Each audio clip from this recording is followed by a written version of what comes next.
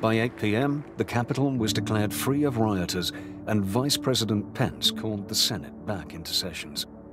After a day of despair across Washington, D.C., Congress certified Joe Biden as the next president. Justice was restored, but American democracy had been tarnished forever. We should be really concerned about the trajectory of American politics, about what the future holds.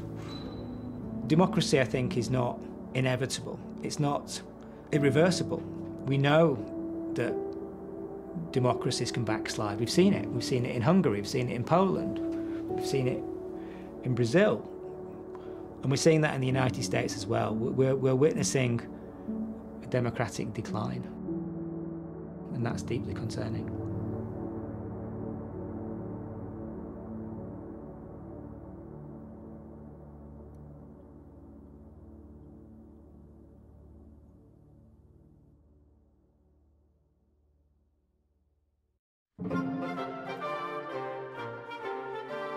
After the chaos of January the 6th, Donald Trump returned to his Mar-a-Lago resort in Florida to enjoy his retirement from being the most powerful man in the world, by playing golf, of course.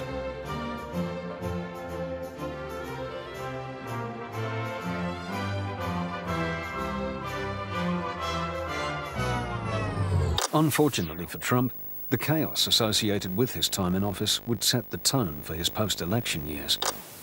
Donald Trump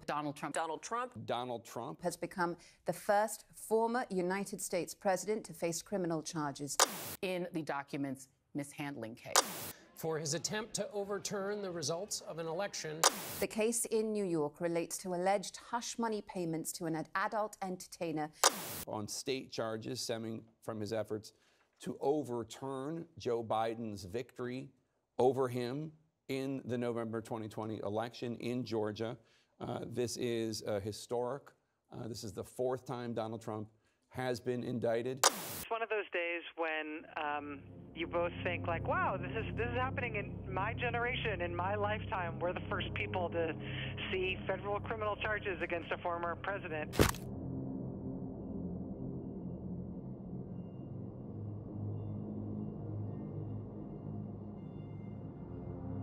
For the first 234 years of US history, no American president or former president had ever been indicted. That changed in 2023. Over a 4.5-month period, from March until August 2023, Donald Trump was charged in 4 criminal cases. In New York, he faced 34 felony counts in connection with hush money payments to a porn star. In Florida, he faced 40 felony counts for hoarding classified documents and impeding efforts to retrieve them. In Washington, D.C., he faced 4 felony counts for his efforts to overturn the 2020 election. And in Georgia, he faced 13 felony counts for his election interference in that state. And even after all the charges were laid out, Trump's supporters were still on his side, and with each indictment were becoming more loyal than ever before. The ultra-MAGA crowd were out in force, backing Trump to win the next election. Here to support the 45th president, of course. Why not? Yeah.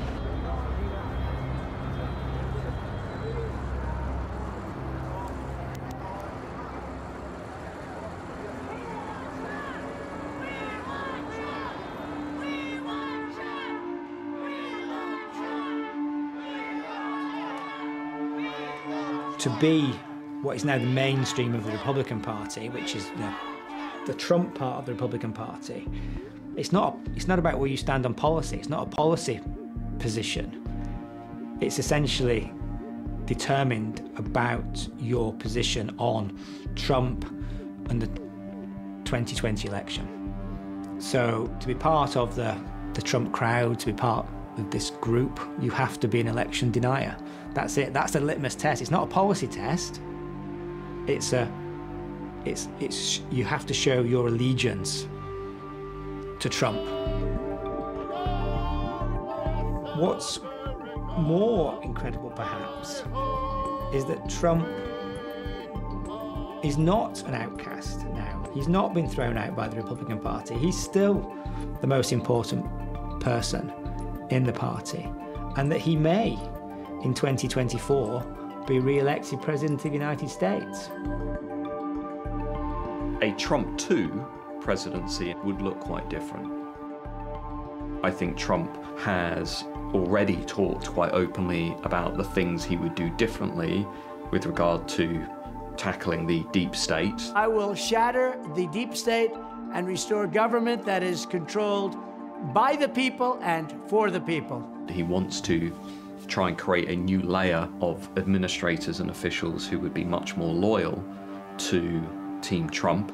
And I will wield that power very aggressively. Something very odd is happening in American politics today, where we can have a situation where a president, a sitting president, tries to steal an election. But everybody, all legitimate authorities said was not stolen, that Biden was a legitimate winner. And then, 4 years later, he could possibly become president again. That's remarkable. Let's indict him, let's destroy his life. But I'm out there, and I don't mind being out there because I'm doing something for this country, and I'm doing something for our Constitution. It's very important, far beyond me. And this can't be allowed to happen to other presidents. It should never be allowed to happen in the future. But this is far beyond me. This is bigger than Trump. This is bigger than me. This is bigger than my presidency.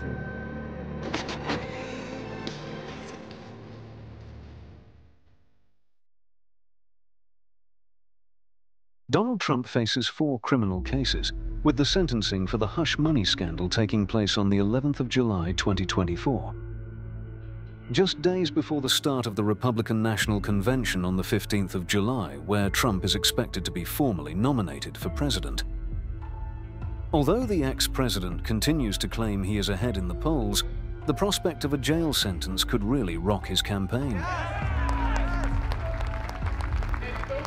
He has warned that the public would reach a breaking point if he ends up in prison, but refused to elaborate further.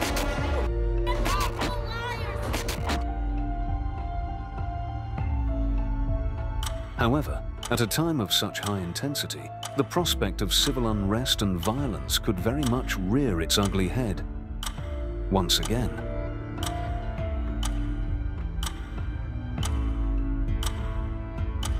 This is the year we are going to take back the House.